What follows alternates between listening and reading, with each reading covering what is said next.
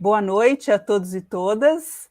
É com muito prazer que a gente dá início a mais um bate-papo sobre ensino de história. Hoje vamos conversar com a professora Cláudia Risse, a quem a gente agradece muito o aceite desse convite por estar aqui com a gente.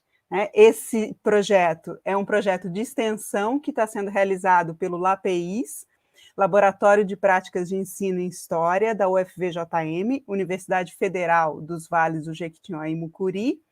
E eu gostaria de dar as boas-vindas também para todos e todas e uma boa noite. Antes de nós começarmos, eu gostaria de falar um pouco sobre a questão do certificado, tá? Então, depois a gente passa a palavra para a professora. Bom, pessoal, sobre o certificado, eu gostaria de explicar algumas questões. Vocês estão ouvindo, gente? Estou com a impressão de que, será que estão nos ouvindo? Alguém Tudo pode dar certo, Vitória. Tudo certinho. Perfeito. Tá bom. Então, o certificado, pessoal, ele só pode ser emitido a partir do preenchimento de um formulário, tá? Que é através do link disponibilizado ao final da live. Esse link ele fica liberado durante um curto período de tempo e as pessoas que preencherem vão receber esse certificado nos seus e-mails, né? Caso o que acontece? Algumas pessoas podem preencher errado e o e-mail voltar. Caso isso aconteça, a gente pode reenviar. No entanto, se a pessoa não preencher o formulário, não temos como enviar certificado, certo? Apenas com o preenchimento do formulário. E eu gostaria de dizer o seguinte, esse projeto ele foi pensado para a formação continuada de professores e para a formação dos nossos licenciandos em História, né? Claro, a gente também é aberto ao público interessado, né? Então, é um espaço de aprendizado, de troca, e o nosso objetivo principal é esse processo, esse espaço de aprendizado, e não apenas emissão de certificado. Então, eu gostaria de pedir que as pessoas que tenham interesse, que fiquem atentos, e se tiver alguma dúvida ou algum problema, mandem um e-mail para lapeisufvjm@gmail.com. A gente vai resolver problemas de certificados apenas nesse e-mail, tudo bem? E reforço que é um espaço de troca, né? Um espaço de aprendizado. Então, eu acho que isso é muito mais rico, muito mais enriquecedor do que apenas um certificado, certo? Então, muito obrigada a todos pela presença, para quem está aqui pela primeira vez, e a todos os outros e outros que vêm nos acompanhando. Marcela. Então, vou apresentar primeiro, né, formalmente, boa noite, professora Cláudia, obrigada pela sua presença aqui conosco, enriquecendo mais ainda a nossa formação, porque esse é um espaço de formação continuada para todos nós, né? Acho que a gente tem repetido que a gente sempre tem um olhar diferente, mesmo que a gente volte às mesmas temáticas, às mesmas questões, o pensamento sempre vai se ampliar a partir da fala do outro. Então, sinta-se acolhida, abraçada aqui no nosso espaço do bate-papo virtual. E, Vitória, também, obrigada, né? Vamos para mais um encontro, apresentando a professora Cláudia. A nossa convidada, ela possui graduação em História pela Universidade Estadual Paulista, Júlio de Mesquita Filho, mestrado em História pela Pontifícia Universidade Católica de São Paulo e doutorado em História Social pela Universidade de São Paulo também. Seu pós-doc em Educação pela Universidade do Minho, em Portugal, e atualmente ela é professora da Universidade Federal de Minas Gerais e integrou o corpo de especialistas da Secretaria de Educação Básica do MEC para a elaboração da primeira versão da Base Nacional Comum Curricular, de julho de 2015 a abril de 2016. Professora Cláudia, com você a palavra, obrigada e um ótimo encontro para todos nós. Eu que agradeço, Vitória, Marcela, muito obrigada, o projeto de vocês é fantástico, a gente precisa mesmo bater papo sobre o ensino de história, esse campo tão fértil, né, e eu agradeço imensamente o convite, e fora a aflição, né, que eu sempre fico aqui, porque nada substitui o tete-a-tete, da gente poder conversar e dialogar presencialmente, mas vamos lá, né? Vou tentar conversar aqui um pouquinho sobre a Base Nacional Curricular e o Currículo de Referência de Minas Gerais. Bom, para iniciar, quando a gente está falando de currículo, não tem como a gente não situar que é um campo super polêmico, polissêmico, ou seja, tem uma multiplicidade de sentidos, de significados, né? Tem grupos de pesquisas, de pesquisadores, enfim, a gente está dizendo de um campo já bastante constituído, né? E, via de regra, a gente ouve, né? Olha, o campo curricular, essa discussão, essa área, é um campo de disputas, e realmente é isso, é um campo de disputas, e é um campo que a concepção de currículo, ela está intimamente relacionada com as correntes pedagógicas, com as teorias de aprendizagem, como a gente concebe a escola, como a gente concebe o campo educacional.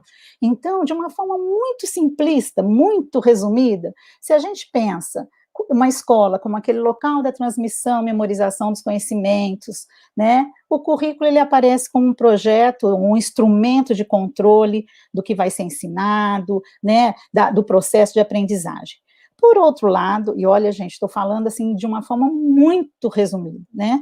Mas se a gente pensa a escola como esse espaço muito mais amplo, em que se problematiza o ser, o pertencer ao mundo, aí a concepção de currículo, ela aparece e com uma expressão que é recorrente em várias pesquisas, em vários estudos, por vários pesquisadores, como um conjunto de experiências através das quais o aluno aprende.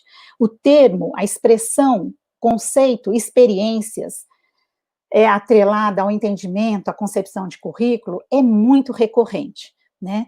Então, a gente está dizendo aí de algo, de um conceito, vou voltar a dizer, polissêmico, com uma multiplicidade, né, de significados e sentidos. Eu vou trabalhar, assim, quase que como uma introdução, para a gente chegar lá no currículo de Minas, para falar da base, pensar uma tipologia, também a gente tem inúmeras, mas eu selecionei três tipos de currículo que a gente normalmente escuta, né? O currículo em ação, que nós, docentes, em sala de aula, sabemos muito bem do que se trata, o currículo editado e o currículo prescrito. O currículo prescrito é o que a gente vai falar agora, é o tema nosso. Só que antes, eu gostaria, nesse sentido mesmo, de dar uma situada nessa conversa, nesse bate-papo, de lembrar e de citar um episódio daquela série Cidade dos Homens, da primeira temporada, tá aí, muita gente assistiu, exibida pela Globo, né? É o episódio Coroa do Imperador. E é muito interessante, a gente encontra na internet com uma forma bastante, assim, editado, não precisa ser o episódio todo, né? Mas esse episódio, ele apresenta cenas de uma aula de história, né? Com esse título, Coroa do Imperador, na verdade, a professora está trabalhando a questão da vinda da família real. Junto com isso, com esse contexto, ela está organizando um trabalho de campo para o museu, tem aí até um trechinho, tal, mas, enfim, a ideia que é interessante é da gente pensar o que é esse currículo em ação, né? As interpretações, as releituras que os alunos, que os nossos meninos, que as nossas meninas, que os nossos jovens fazem do que a gente fala, isso está expresso, é muito interessante, quer dizer, desde interpretações, as relações entre eles, né, da adolescência, os olhares, com os hormônios à flor da pele. Então, isso, assim, fica aí a dica da gente pensar o currículo em ação, né, um dos tipos de currículo, que é o currículo em ação, e que ele não está aqui, quando a gente está falando da Base Nacional Comum Curricular, e quando a gente está abordando o currículo referência de Minas Gerais, a gente não está falando desse currículo, desse tipo de currículo. Assim como a gente também não está falando de um outro tipo de currículo, que é o currículo editado. que é isso? São os livros, são os materiais didáticos que chegam até os professores, as escolas, aos estudantes, né? A gente tem aí o Plano Nacional, o Programa Nacional do Livro Didático, o PNLD, que há muito tempo vem fazendo um trabalho primoroso para escolha e seleção, né, que os professores com guias para a escolha do material didático, enfim, a maioria de nós, a maioria docente, acaba conhecendo a proposta curricular, o currículo prescrito, a proposta curricular oficial, através dessa edição feita pelas editoras, né, pelos autores de livros didáticos. Em encontros que a gente tem, em muitos eventos, a maioria dos docentes afirma não conhecer diretamente, não ter tido a oportunidade de ler, de discutir, de fazer uma análise da proposta curricular, seja ela a nacional, quando tinha os parâmetros curriculares nacionais, ou a própria base nacional curricular, ou o próprio currículo do seu estado ou do seu município. Então, eu insisto, olha só, tem o currículo em ação, o currículo que é editado, né, ele muitas vezes vem, agora já vem com aquele carimbo, com timbre, assim, de acordo, antes era com os parâmetros curriculares nacionais, agora é de acordo com a BNCC, enfim. E o outro tipo, que é o foco aqui da nossa conversa, é o currículo prescrito, que é a normatização, né? Então, aí tem alguns exemplos, a LDB, os parâmetros, as diretrizes, as propostas curriculares, sejam estaduais, sejam municipais, a Base Nacional Comum Curricular e o currículo mineiro, né, o currículo de referência de Minas, que é a proposta, é o documento já na sequência da base, né, a apropriação da Base Nacional Comum Curricular. Então, olha só, essa introdução dessa nossa conversa, eu acredito importante para isso, né? Nós estamos falando de uma norma, ao falar da base, ao falar de um currículo referência de Minas Gerais, nós estamos falando de uma normatização, de um currículo que é prescrito. Eu costumo fazer um paralelo, simplista também, mas que pode contribuir na compreensão. É a mesma coisa quando você vai a uma consulta médica e, te escutando ou não, fazendo uma anamnese ou não, esse profissional prescreve uns medicamentos, umas fórmulas para você, para a pessoa. Para chegar ao objetivo final desse processo todo, ou seja, que aquele mal-estar, que tudo se resolva, são tantos fatores que perpassam esse processo, né? Depende de cada organismo, se vai ser ou não ministrado do jeito que foi prescrito, se foi de um laboratório, se não foi, enfim. Então, a gente está falando de um currículo prescrito, é isso, de uma prescrição. E eu acredito muito, e vou retomar o tempo todo, uma noção, uma expressão que o professor Antônio Novoa trouxe, que é a transposição deliberativa. Eu acredito muito nisso, eu acredito que nós, docentes, temos essa deliberação, esse poder de transpor o que nós vamos trabalhar ou não com cada turma de alunos. Claro, seguindo aí, né, tendo os referenciais, tendo esse norte, essa prescrição, mas como uma base, né? E aí eu acredito muito, e muito pela minha experiência mesmo, como assessora, até a elaboração da primeira versão da base, principalmente pela minha experiência como professora no Centro Pedagógico da UFMG, por 20 anos, e em outras redes também, inclusive rede privada, mas acredito que só quem não conhece, quem não tem essa vivência do cotidiano escolar, é que pode acreditar que uma prescrição, que um documento vai acabar com a diversidade, com a pluralidade que é tão significativa, que é tão importante, tão presente, quando a gente está com o currículo em ação. Bom, feita toda essa introdução, eu falei com Vitória e com Marcela que eu acabei invertendo um pouquinho. Ao invés de falar o currículo de Minas Gerais e a base, eu falar a base e, na sequência, o currículo. Então, e qual é essa abordagem? A gente entender um pouco que documento é esse. E o entendimento é muito numa perspectiva, vício de historiador, eu acredito, da gente entender o processo de produção, as pessoas que estavam envolvidas, né? O que é esse material, né? Enfim, então, não esquecendo, praticamente assim, vou retomar essa ideia que nós estamos falando de currículo prescrito, né? A base, nada consensual, né? Uma polêmica geral, uma crítica muito grande, que eu resumo nessa ideia de que um currículo nacional, ele acabaria com a pluralidade, a diversidade de experiências que a gente tem no nosso país, tão plural e tão diverso.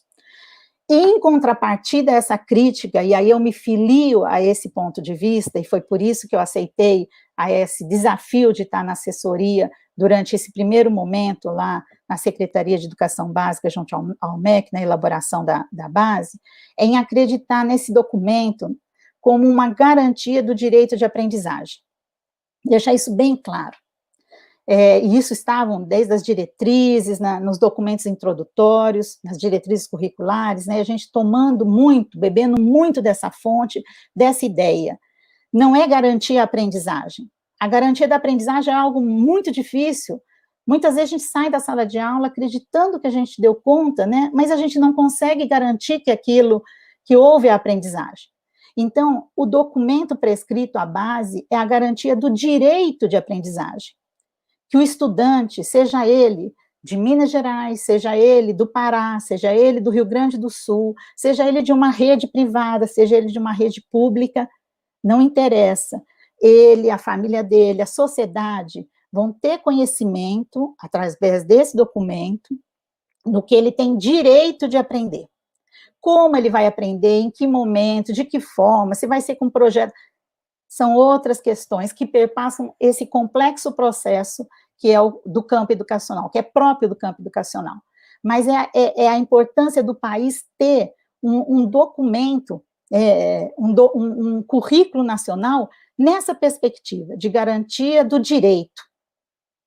Bom, então a gente tem, né, o Brasil tem atualmente esse documento, que é um documento norteador para que seja elaborado os currículos de todo o sistema de ensino do país, seja público ou privado. Isso é muito importante reiterar.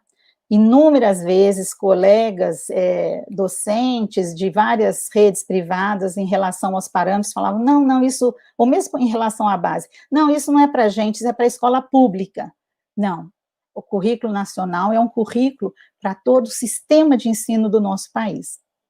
A base nacional comum curricular para a educação infantil e para o ensino fundamental foi aprovada no Conselho Nacional de Educação e homologada no MEC em dezembro de 2017, e a do ensino médio, com todo um ano de muita polêmica, também aprovada pelo Conselho e homologada pelo MEC um ano depois, em dezembro de 2018. Bom, esse documento não nasceu agora, né? Assim, é muito importante perceber que tem toda uma trajetória, inclusive legal, no aspecto da legislação, né? Desde a Constituição, só que lá os termos utilizados eram de conteúdos mínimos, né? Mas tem um artigo que diz da importância de se fixar conteúdos mínimos para o ensino fundamental.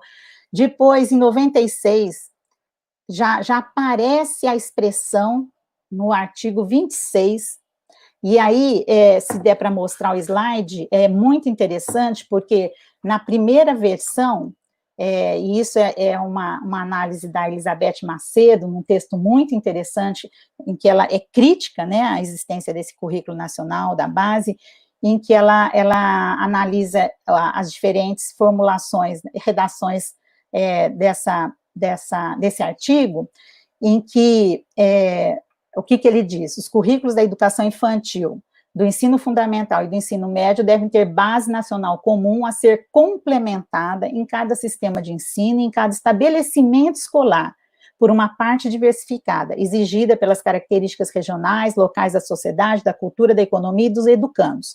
O que eu grifei em vermelho aí é uma redação nova, porque o texto original não falava do currículo de educação infantil, né? Então não tinha em 96 essa indicação, e olha que interessante que a gente analisar a linguagem, né, analisar os discursos.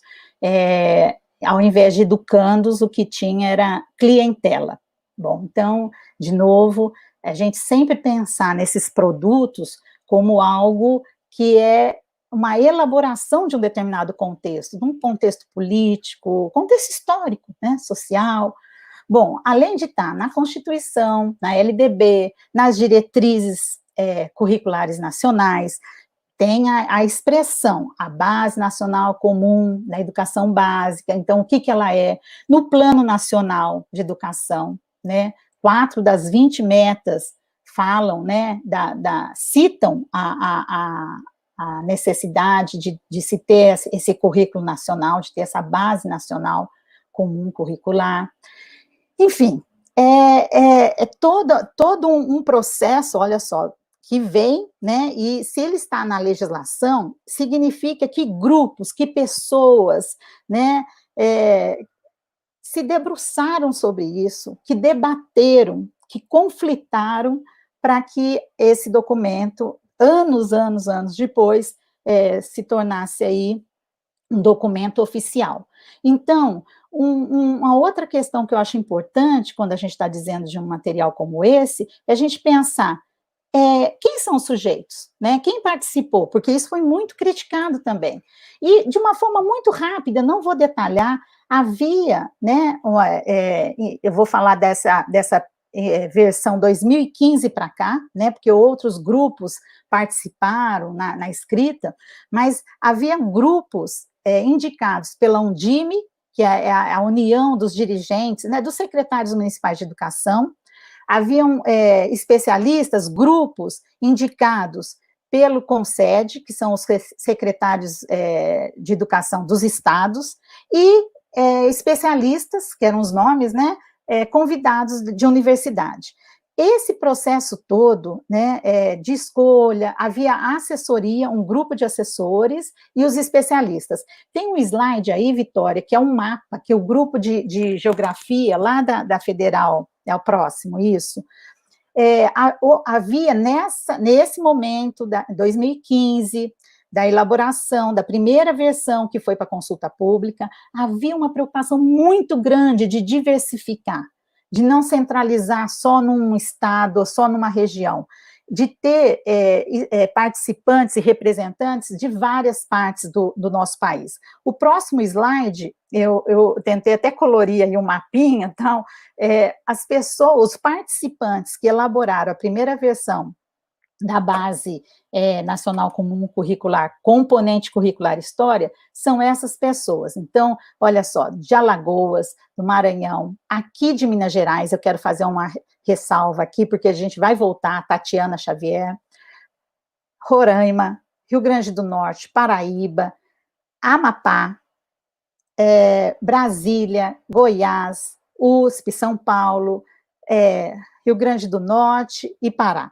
Então, foi um grupo, foi esse grupo que eu conheci lá, né? Eu fiz convite como assessora, alguns dos pesquisadores desse campo da universidade, era prerrogativa de quem era assessor, e essas pessoas tinham que ter uma experiência no campo curricular, em suas pesquisas, em processo de reformulação curricular, enfim. Quando a gente vai ver a segunda versão, e pior ainda, a terceira versão, a segunda versão, os nomes, assim, aparecem como revisores, e, na verdade, no caso da História, não foi uma revisão, foi uma completa mudança. A proposta que foi elaborada por esse grupo, que foi designado por portaria, com essa diversidade toda que eu mostrei, né, que o mapa mostrou anteriormente, foi completamente alterado. E a terceira versão, que é a que está aqui, né, a versão final aprovada, ela não tem nem identificação de área, não sabe, a gente não sabe se foi a área de história, quem escreveu cada componente, e muito menos institucional, se é de alguma secretaria de educação, se é de alguma universidade, enfim. Bom, passar adiante aí, para, né, não cansar demais também, e só lembrar que foi todo um processo, né, 2015, eu estou dando esse recorte, fazendo esse recorte de 2015 para até a aprovação em 2017, final de 2017, em que houve, assim, muito trabalho, levantamento das propostas curriculares que estavam em vigor no país como um todo, havia mais de 2.000 propostas em vigor, quer dizer, tentando levantar o que seria importante. E nesse processo de trabalho, a primeira versão foi colocada à consulta pública por uma exigência legal, né? Naquele texto que eu fiz a citação ali da Elizabeth Macedo, ela comenta que os parâmetros curriculares nacionais, eles foram produzidos a princípio para cumprir esse papel do currículo nacional. Acontece que ele não foi para consulta pública, ele não atingiu a sociedade para uma análise, né? Enfim, então o Conselho rejeitou como sendo o currículo nacional. E essa versão da base teve mais de 12 milhões de contribuições num portal. A gente, toda a área, todo o componente, né, convidou pesquisadores, tivemos reuniões, pesquisadores que trabalham com a questão curricular, no nosso caso, de história, e pareceres, e essa documentação, inclusive, até bem pouco tempo atrás, eu não consultei agora, recentemente, mas sempre esteve lá no portal da base, do Ministério da Educação, né, os pareceres, as apreciações todas. O que a gente percebe em termos de estrutura, né, então falamos aí um pouco desse percurso histórico da legislação, dos sujeitos, do processo de trabalho, e o que mudou na estrutura?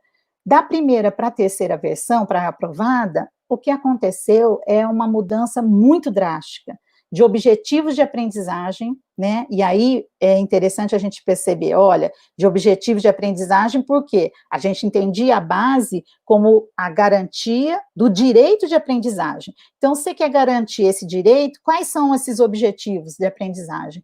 E houve uma mudança drástica de objetivos de aprendizagem para objetos de conhecimento e habilidades.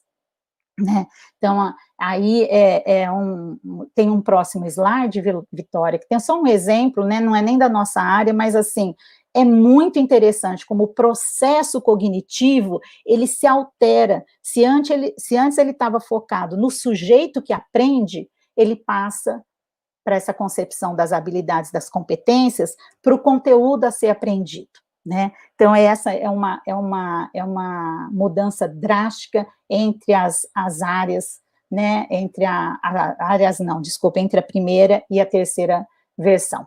Bom, isso foi um apanhado geral da base. E o que é o currículo referência de Minas Gerais? Bom, eu acho que, olha que interessante, como eu disse, uma das pessoas que estava na nossa equipe, uma das especialistas da área de história, a professora Tatiana Clark Xavier, ela era uma indicação do CONSED de Minas Gerais. Então, é porque ela atuava na Secretaria Estadual de Educação de Minas, atuava e atua, e ela foi uma das coordenadoras na elaboração desse currículo referência de Minas Gerais, na parte geral.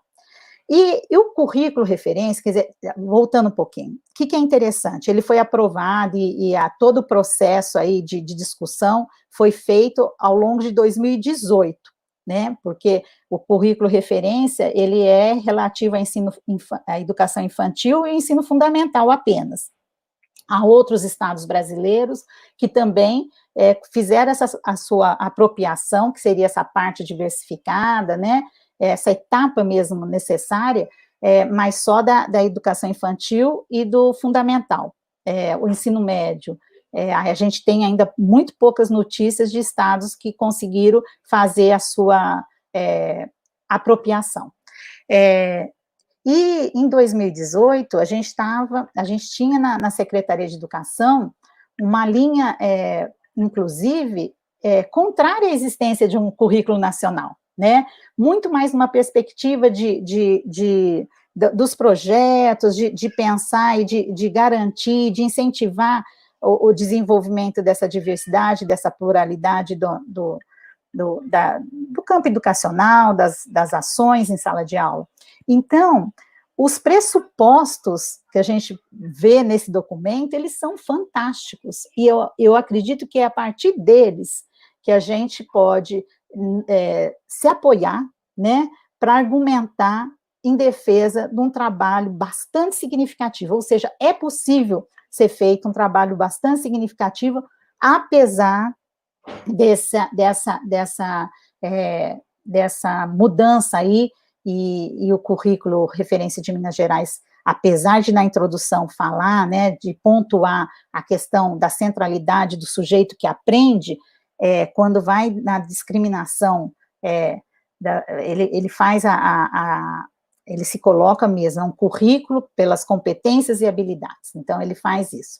É um currículo apresentado, ele se apresenta como uma grande parceria que o Estado de Minas Gerais, que o governo de Minas Gerais fez com a Undime, tanto que a prefeitura, a Secretaria de Educação de Belo Horizonte, ela aceitou, ela já disse que o currículo referência de Minas Gerais é o currículo das escolas, deve ser o currículo norteador, o documento norteador também da rede municipal de ensino aqui da cidade de Belo Horizonte.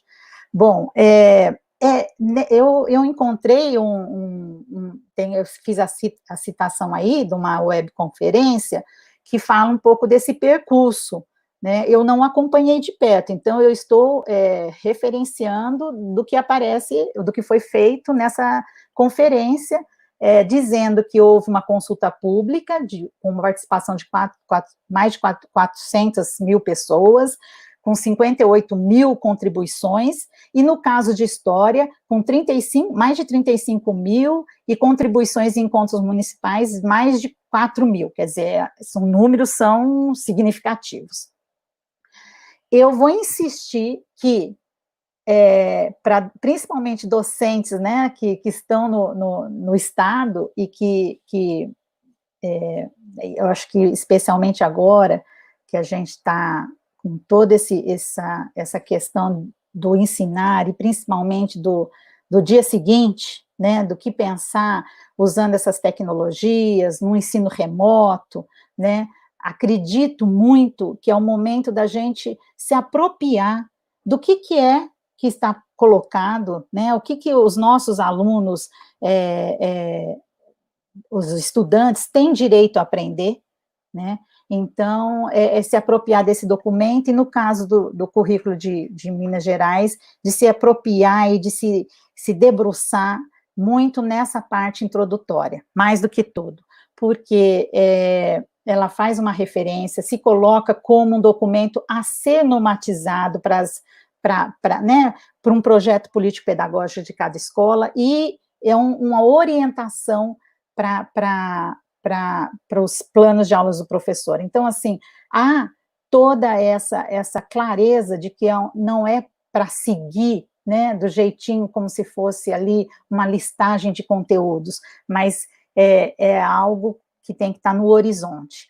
Esse próximo slide está no documento, é um print mesmo da página 14, e ele revela mesmo que está na centralidade, são os sujeitos e seus tempos de vivência. Então, todos esses conceitos, todas essas ideias do direito à aprendizagem, do currículo e formação dos professores, dos profissionais da educação, da avaliação, de pensar uma educação integral, de uma escola democrática e participativa, e mais, da equidade, da diversidade e inclusão, isso está no currículo de Minas Gerais. Quer dizer, por quê? Porque ele foi produzido ao longo de 2018, né?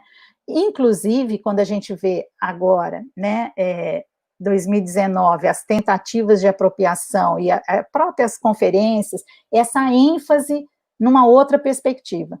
Por isso que eu acredito que a gente tem que se pautar nessa parte mais dos pressupostos, né, eles retomam as questões da Unesco, dos saberes, né, do saber ser, do saber, é muito interessante, e reforçam a ideia do direito da aprendizagem, né, do direito de aprender, de fazer escolhas, de construir argumentos. Bom, em termos de sujeitos participantes da elaboração desse currículo referência de Minas Gerais, o documento traz uma listagem imensa. Eu fiz um print pequenininho, mas assim, eu fui super seletiva, da parte introdutória, para mostrar como são várias instituições, desde a Undime, da secretaria, do sindicato, né, dos professores, dos conselhos municipais de educação, enfim, há toda uma participação ou uma atribuição de autoria, né, ou um respaldo dessas instituições, isso é importante. Fiz também, aí, se você puder, Vitória, voltar um pouquinho para esse mesmo slide, o grupo de trabalho de currículo aparece como uma coordenação, aqui a professora, que está pequenininho aqui no canto superior à direita, a Tatiana Xavier, né, está ali como uma das coordenadoras, e numa outra parte, porque eu fui cortando, né, a parte de redatores de currículo, onde eles indicam os nomes dos autores, ou dos redatores, como eles chamam aí, de cada componente curricular. E do História, são essas duas professoras, eu procurei, né, pela trajetória, o Lattes, o currículo, e inclusive elas citam no currículo que elas fazem parte da equipe de redação desse currículo, né, e elas são docentes da rede estadual de Minas Gerais. Bom, apesar, e eu estou até preocupada com o horário, não sei como que eu estou aqui, apesar eu já estou encaminhando para o final para a gente poder conversar e debater, dialogar um pouco mais. Há um elenco de competências interessante na área mas olha, já uso o termo as competências das ciências humanas, isso não está nessa conferência que foi feita, né, o ano passado, a indicação em que a gente vê muito híbrida essa ideia de garantir questões que são importantes para a gente, principalmente nessa renovação historiográfica no campo educacional, né, das identidades, das diferenças, dessa sociedade plural, dos direitos, enfim, a gente percebe isso, apesar de estar indicado como as competências das ciências humanas no currículo.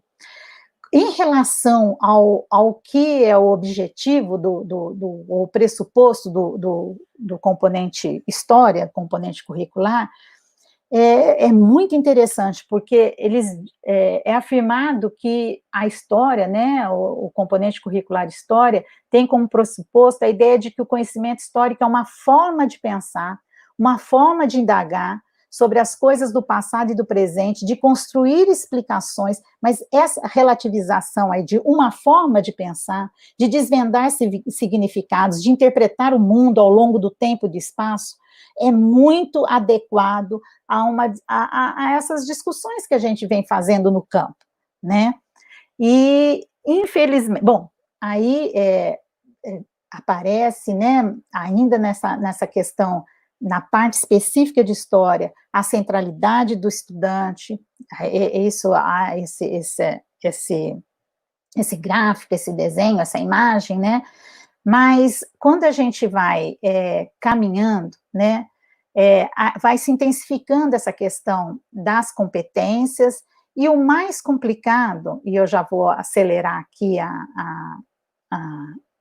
os slides e as ideias para a gente poder, eu acho que eu já ultrapassei um pouquinho do tempo que eu tinha pensado em falar só um tempo menor para a gente poder dialogar mais, mas apesar de dizer que é importante romper com os métodos de memorização, que é importante diversificar os recursos, pensar na investigação da vida cotidiana, né, relacionando com os fatos nacionais e mundiais, enfim, apesar disso tudo, há ainda, né, uma permanência que é muito cruel.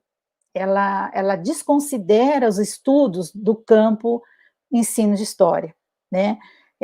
Esse nosso campo, né, de pesquisadores, de estudos inúmeros, tem nos mostrado que essa abordagem cronológica que adota o quadripartite francês, que essa abordagem não tem sido profícua, né? Que ela, apesar das boas intenções de formar o estudante crítico, criativo, consciente, que isso não tem sido conseguido, conquistado, né? E no currículo de referência de Minas Gerais, do 6º ao 9º ano, inclusive é afirmado, a gente segue um conteúdo cronológico dividindo 6º ano, Antiguidade e Idade Média, 7º ano, Idade Moderna e Colonização da América, 8º ano, séculos 18 e 19, Brasil dos movimentos separatistas no Segundo Reinado, e 9º ano, século 20, 21, Brasil da Primeira República até hoje. Então, assim, o que é uma pena a gente perceber, né, que apesar de ter, uma pena assim, há um avanço, e é muito importante a gente perceber esse avanço, né, ter uma construção, ter um olhar para esse tipo dar a devida importância a esse tipo de documento, e saber dos seus limites também, né. Então, eu acredito que para nós, docentes, é a hora de combater o bom combate, ou seja, é importante a gente conhecer, debater, criticar, se apropriar do que esses documentos normativos nos trazem, né, e transformar isso tudo em instrumento, né, e sempre na transposição deliberativa, né, tá faltando ali na expressão deliberativa, mas é isso, é essa ideia que eu acredito ser a principal para a gente se relacionar com esse tipo de documentação, e eu acredito que hoje, mais do que nunca, com esse momento que nós estamos vivendo, ensino remoto, que está expressando cada vez mais a desigualdade social, né, que estão imersos os nossos estudantes, os nossos docentes, né, enfim, que está trazendo à baila tantas questões para nós. Então, acho que conhecer esse material, perceber as suas lacunas, perceber as suas possibilidades, é fundamental. Bom, eu não sei se dá para ser um começo de conversa aí, né, para a gente dialogar um pouquinho mais. Sim, muito obrigada, professora Cláudia. Eu acho que um olhar de dentro, né, do processo, que é muito importante, porque muitas vezes as pessoas não sabem o que está por trás, né, dessa elaboração, né, desse processo complexo, desses embates todos, que tem nome, né, que tem endereço, né. Então, assim, realmente um debate fundamental. Eu acho que você conseguiu ser bastante sucinta, né, com a quantidade de informação que você trouxe, e a Marcela agora vai trazer algumas perguntas do público. Isso, antes de trazer a pergunta, Cláudia, eu queria só trazer uns comentários. O professor Diego mencionou, aliás, não só o Diego, outros colegas também foram falando que é sempre importante, né, um tema desse é sempre importante, que a gente deve organizar debates acerca, né, da discussão da BNCC nas nossas escolas, universidades. O professor Juliano, né, que eu acho que tem muito a ver também com a pergunta do outro professor Giovanni. O Juliano ele fez o seguinte comentário, Cláudia, que a professora Cláudia e demais professores que participaram da elaboração na primeira versão merecem o nosso reconhecimento, mas tiveram pouco apoio, inclusive de muitos dos nossos próprios pares e também das nossas instituições. Então, é um comentário, mas você fica à vontade também para enfim, né, fazer o seu comentário em cima dessa colocação do professor Juliano, que inclusive vai estar com a gente aqui semana que vem. E a pergunta é a seguinte, do Giovanni. Professora Cláudia, tenho uma dúvida. Até que ponto a equipe de elaboração foi contemplada no documento vigente? Uhum. Bom, Eu acho que é isso, o Diego está coberto, é isso que eu acredito mesmo, a gente tem que debater, nós temos que discutir, a gente tem que colocar nossas opiniões e expressar o que a gente entende mesmo, as nossas concepções, por que não, né? Mais do que opinião é como a gente entende isso tudo. Juliano, realmente, tem um embate, nós tivemos um embate imenso, né? Dois componentes curriculares ocuparam a mídia, um deles, língua portuguesa, e o outro, até com maior intensidade, foi o nosso, foi história, né? De nossos pares, infelizmente, da nossa própria associação que eu sou filiada, associada à AMPU desde que eu me conheço por historiadora, ainda fazia minha graduação e já ia para os encontros da AMPU, enfim, houve sim todo uma polêmica, e muitas das vezes, a maioria delas, agora com o tempo passando, porque imediatamente a minha saída se deveu à discordância do encaminhamento que estava se dando aí, que o Ministério estava dando para o documento, mas assim que eu saí, eu mal dava conta de falar, de tão emocionada, eu sou muito chorona, abria a boca. Então, agora eu já, passado um tempo, e já conversando mais sobre isso, tal, eu já consigo elaborar um pouco mais, e realmente, a maior parte das críticas foi relativa ela expressava quem não leu o documento, né? Quando diziam assim, e a gente teve impropérios, a gente teve coisas que, assim, é até difícil da gente acreditar que aquilo foi publicado. Vocês me perdoem, eu vou repetir, teve colegas nossos, né, docentes, e até de universidade, que disseram o seguinte: essa proposta está substituindo as luzes europeias pelo atraso africano. Quer dizer, era um nível que a gente não acreditava, quer dizer, e a gente, na verdade, nada mais fez na primeira versão do que cumprir o que já estava na lei, de trabalhar, né? A gente não só o que estava prescrito da história da África, dos afrodescendentes, dos indígenas, e de pensar esse país e essas pessoas que habitam aqui em outros mundos, mas nada isolado. Enfim, então realmente foi bastante difícil, e também agora a gente consegue perceber, houveram vozes, a gente teve vozes também, os pareceres estão aí, né, à disposição, são documentos, e que revelam um apoio em termos conceituais, com críticas, com ajustes, que inclusive essa equipe, nós chegamos a elaborar uma segunda versão. Quando essa segunda versão não foi aceita pelo Ministério para ser colocada em público, que eu me retirei, e outros colegas da equipe de História se retiraram também, tá? Bom, enfim, Giovanni, fui falando, fui me empolgando, o que eu percebo não é presença da equipe, mas muitas das nossas ideias, principalmente nos anos iniciais, principalmente quando a gente percebe exatamente essa ideia de trabalhar outros sujeitos que sempre foram ocultados nos currículos, né? Nesse sentido, eu percebo, tanto na base como no currículo referência de Minas Gerais. O currículo referência de Minas Gerais, é bom que se diga, ele se apropriou. Então, quem é aqui de Minas Gerais e não leu a base, olha só, vou até falar uma coisa não muito legal, mas nem precisa ler, porque ela está lá, todos os descritores estão lá. E eles criaram 4 outras formas, né, outros tipos de descritores. Uns que eles desmembraram, e tem naquele código que identifica cada descritor, então tem quando ele desmembrou, quando indicou, mas isso é para o tal ano, e não para mais que anos ali, como estava, algumas são novas, enfim, tem essa apropriação, né?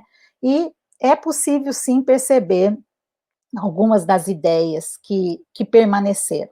Acho que, em termos de, na base, em termos de pressuposto, se perdeu, que a gente não queria exatamente essa abordagem cronológica, não era essa a nossa proposta, né, em nenhum momento, mas fora, há brechas e há, sim, descritores que a gente percebe que permitem, que possibilitam um trabalho bem interessante, numa linha que vá, né, construir realmente conhecimento histórico. Professora, eu vou trazer aqui alguns comentários e aí uma pergunta, tá? Nessa linha, né, dessa questão, a Rovani, ele comenta, parece que os eixos temporais e conteúdos não mudam. E aí, mais para frente, deixa eu ver se eu acho aqui, o Adriano Lima, opa, perdi o comentário. Adriano Lima, ele fala o seguinte: como mudar a hegemonia do pensamento quatripartite no ensino de história e, consequentemente, do eurocentrismo no conhecimento histórico escolar, se a formação acadêmica não rompe com esse modelo, né? Então, eu acho que essa é aquela questão que você já estava começando a falar, né, que é um ponto nodal aí na nossa problemática sobre o currículo, né? Exatamente. A gente teve, assim, um posicionamento muito infeliz, inclusive, de alguns professores, porque eu vou começar do Adriano, tá? Da questão da formação na graduação, nas licenciaturas, de alguns docentes que são especialistas ou Idade Antiga, Idade Média, tal, numa percepção que, mas e aí, o que eu vou, né? É quase que perder o mercado aí. Uma falta de entendimento de que não estava se abandonando isso, era a perspectiva cronológica que a gente buscou dar um outro significado, né? Apresentar para os estudantes, inclusive na segunda versão a gente fez isso, né? Apresentar para os estudantes que há uma certa forma de organização desse conhecimento histórico, dessa forma, os nomes que se dão, né, para cada período, tal, isso é importante, né, é um pouco para situar mesmo.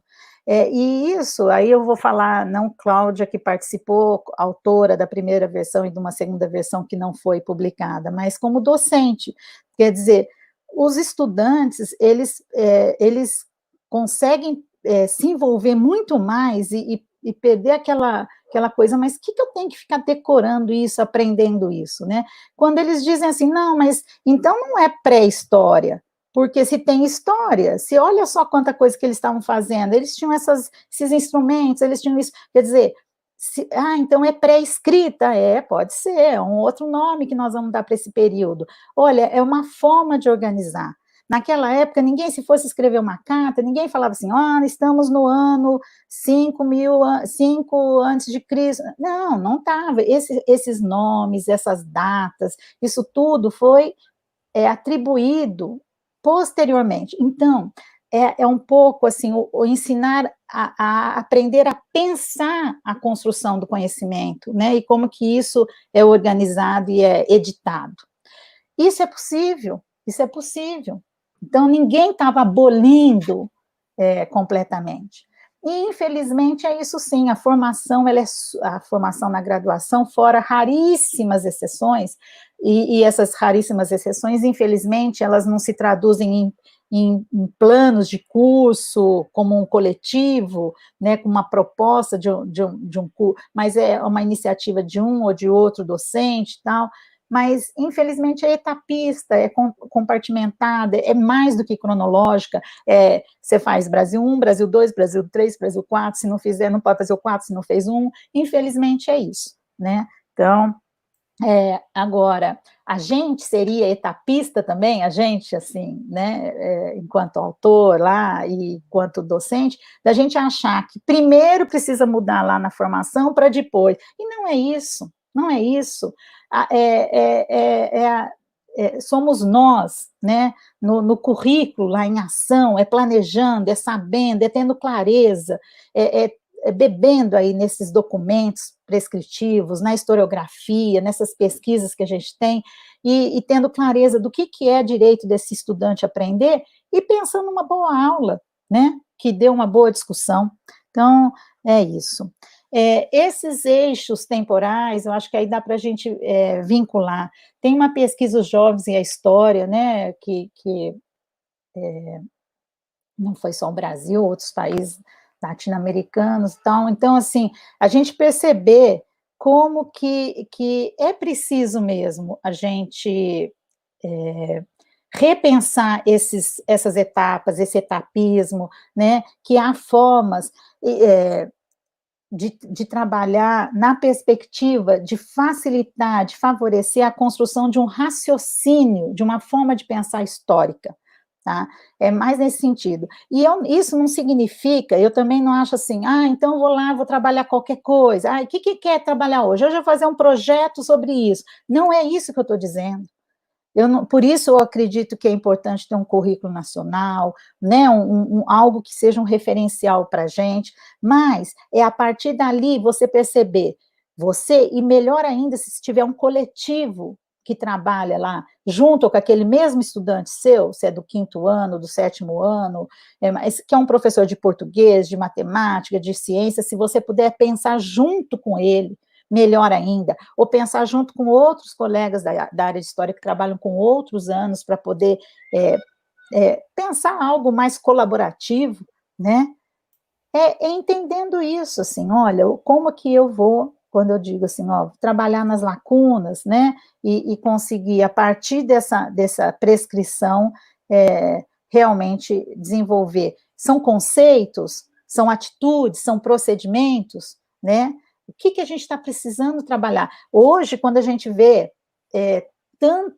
tanto jovens, ou tanta, não sei, né, dizendo aí sobre a ditadura de uma forma tão equivocada, isso é de deprimir, quer dizer assim, onde nós erramos, né? Onde nós, como professores de história, principalmente, deixamos de trabalhar o que foi esse momento que o país viveu, nefasto, e que nunca poderia, de jeito nenhum, ser sequer pensado como algo que deveria retornar, né? Então, assim, são esses desafios que eu acho que estão postos para a gente. Professora, eu vou trazer aqui mais um comentário, mais uma pergunta, eu acho que até engatando, né, nisso que você está falando, o professor Marcos Bonfim, que semana que vem vai estar aqui com a gente mediando, ele comenta o seguinte: não há currículo que resista a um professor intelectual, né? E o Denis, ele faz a seguinte pergunta: gostaria de saber da professora quais são as possibilidades de ação dos professores em sala de aula sobre o currículo de Minas Gerais. Aí ele complementa: eu pergunto porque no início deste ano, antes da pandemia, a CMG estava impondo que seguíssemos as habilidades do CRMG por semana, já com todas as semanas prescritas pelo CMG. Denis, o problema é exatamente isso, quer dizer, pensar cronometrar o tempo, quando que você tem que trabalhar, o que você tem que trabalhar. Inclusive, você deve ter tido conhecimento, né? Teve aí tudo em pauta, como esse material para o ensino remoto da Secretaria Estadual de Educação foi bastante complicado, então estudos, o Sindiut e professores mesmo da UFMG analisaram o documento, encontrando plágio, e não só na área de história, enfim, um material muito ruim, muito mal feito, quando hoje a gente tem várias coisas, a gente tem, assim, passamos por anos, né, com o portal do professor, com um material, com materiais muito, muito, muito interessantes. Então, realmente, o que a gente pode, até me perdi aqui de te responder, a gente tem o problema não é o currículo referência de Minas Gerais. O currículo é essa ordem de, tem que trabalhar cada item lá por tal semana. Isso não dá. Nesse momento que a gente está vivendo, isso é impossível. Nós estamos numa pandemia. Quer dizer, a situação da desigualdade dos estudantes de acesso aos equipamentos, a ter ensino remoto, a repensar, imagina, né, outra situação, né? Então, eu vejo que o problema não é no currículo, mas o problema é na norma, é na ordem, na prescrição de tem que trabalhar cada semana tal coisa, tal. É esse a questão mais complicada.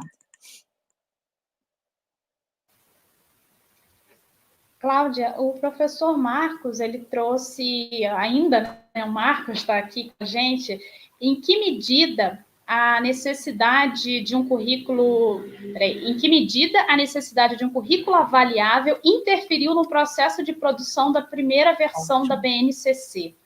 O Marcos, olha, foi muito interessante, porque nos vários encontros que eu participei, eu e a equipe, né, porque a gente ia, inclusive promovidos pelas ZAMPO regionais e tudo mais, havia sempre essa pergunta, e até então a gente não teve nenhuma pressão, de nenhuma ordem.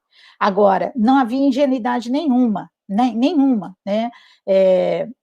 em que sentido? De que há uma pressão enorme de editoras e de próprias universidades que se dedicam aí à produção de itens, de avaliação sistêmica e tudo mais, né?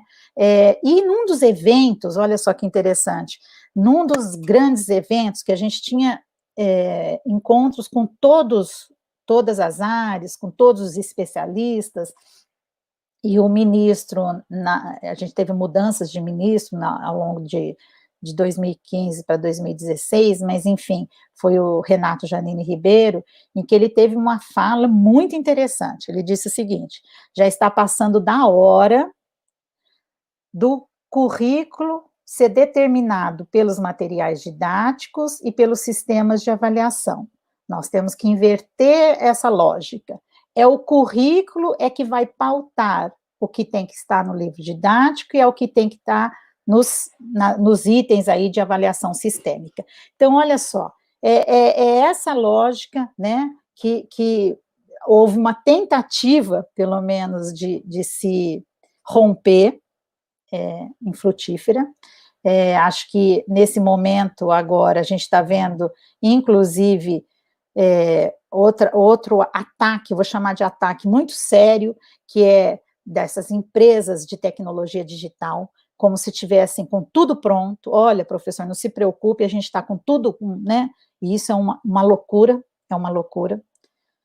como disse o Antônio Novo recentemente, também numa live aí que fizemos ele disse assim, a expressão, o professor não é um micro-ondas, né, que vai esquentar uma coisa e repassar para os estudantes. Então, o que eu posso te afirmar, assim, com toda clareza, com toda transparência, é que para elaborar a primeira versão, nós não tivemos uma ingerência nenhuma desses outros organismos, tal. Houve, sim, inclusive, olha que complicado, de colegas da própria área de humanas, de filosofia e de sociologia, que quando estava para sair, né, em setembro, o ministro me chamou, fui junto com a coordenadora e com outro assessor da área se eu não me engano, de biologia, e ele disse, estão dizendo isso do currículo de história.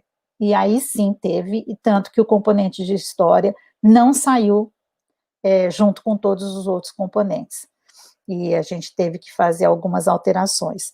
Mas isso foi já de um questionamento que vinha, não do que eu imaginei que poderia vir, né, das editoras, de quem está preocupado em fazer os sistemas de avaliação, né, desses rankings e tudo mais, mas veio de próprios colegas da área, com esse entendimento equivocado, como eu disse, que a mídia mesmo divulgou, né, de que a gente estava dando uma centralidade para a África e para os indígenas, desconsiderando a Europa, que só estava trabalhando o Brasil, enfim, por esse entendimento equivocado, né?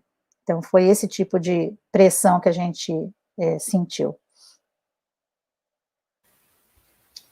Cláudia, obrigada. A professora Lívia, da Federal de Alfenas, fez um comentário também que, chamando a atenção, né, que com o currículo em ação, a gente precisa cada vez mais contar as histórias ameríndias, africanas e afro-mineiras em nossas aulas de história, né? Então, acho que é um comentário bem importante. E se a professora Vitória não brigar comigo, me autorizar aqui uma última pergunta que surgiu, que eu também gostaria de ouvi-la, em relação aos professores, foi feita pelo Jonas, tá? Jonas Melo Alves. A professora considera que ocorreu uma efetiva dos professores de história no processo de criação do currículo, principalmente da rede estadual? E aí a gente fecha, então, com esses questionamentos, pode ser? Ô, Jonas, eu acessei essa conferência, webconferência, que apresentou esses dados, né, da consulta, dos encontros. Eu não acompanhei de perto para te dizer assim, ó, houve sim participação efetiva de professores, né? Isso eu não tenho, seria desleal da minha parte, eu não tenho informação. Eu repassei, assim, fiz um print, fiz questão de printar mesmo o que está na página, que todo mundo pode acessar dessa webconferência, afirmando que no caso de história, tem, né, de cada uma dos componentes, mas de história, houve essa quantidade de encontros municipais e tudo mais, tá? Nós sabemos, Jonas, que muitos desses documentos, dessas normatizações, de propostas, inclusive, interessantes, muitas vezes elas param numa mão de uma gestora, num gestor, né, que na escola não se tem, em grande parte delas, não se tem tempo, né, nas condições de trabalho docente, não se tem um tempo para um trabalho de análise, de discussão, de poder participar. Então, seria preciso mesmo uma análise, assim, eu não tenho condições de fazê-la, de te responder de quanto efetiva foi essa participação dos professores na elaboração, né, do currículo referência de Minas Gerais. Muito bom. Infelizmente, olha como passou rápido o tempo, não? Isso, deu para cansar. Não deu para cansar, não, até porque isso é uma questão, esse debate é uma questão fundamental, né? E aí, principalmente daqui para frente, né? Enfim, né? Como é que vai. Sempre fica, né, a questão de o que fazer na sala de aula, né? Enfim. Então, eu gostaria de agradecer, né? Infelizmente, estamos encerrando aqui. Eu gostaria de agradecer muito a presença da professora, foi muito bom. E, principalmente, assim, a gente está montando esse acervo, é uma temática super importante, né? Da gente ter esse registro, porque sempre tem muitas dúvidas, né? Muitas perguntas sobre esse processo todo de elaboração. E eu gostaria de agradecer a presença de todos e todas que nos acompanharam, né? As pessoas que estão aí fazendo perguntas e enriquecendo com o debate, né? Eu passo a palavra para a Marcela para fazer seus comentários. Professora Cláudia, muito obrigada. Obrigada por estar aqui com a gente, compartilhando. Como a Vitória falou, é muito importante que a gente tenha essa fala, essa escuta de alguém que esteve no bastidor, né? Entender esse processo e pesquisar sobre isso, né? A partir dos dados, inclusive. Então, muito obrigada pela sua contribuição. A gente avisa aqui para os nossos colegas que na terça-feira, na próxima terça, a gente vai ter a professora Ana Maria Monteiro falando aqui sobre a docência, né, o exercício do ser professor. Então, não percam, divulguem, compartilhem, curtam o vídeo. Os colegas lembraram no chat que é muito importante que a gente deixe comentários, que a gente possa compartilhar mesmo esse acervo, compartilhar o encontro de hoje com outros colegas professores, para que esse debate seja cada vez mais divulgado e difundido. Então, professora Cláudia, a gente agradece, passa a palavra a você, quiser dar uma finalização e desejar que quem puder, né, quem puder ficar em casa, continue se cuidando, cuidando das suas famílias. Professora? Isso. Olha, gente, é só agradecer, parabenizar vocês duas por essa empreitada, um projeto super bonito. A gente tem mais aqui conversar mesmo, bater papo, né? Expor nossas ideias, debater e agradecer muito pelo convite, pela oportunidade, tá? Estou à disposição sempre. Um beijo grande nas duas. Um beijo.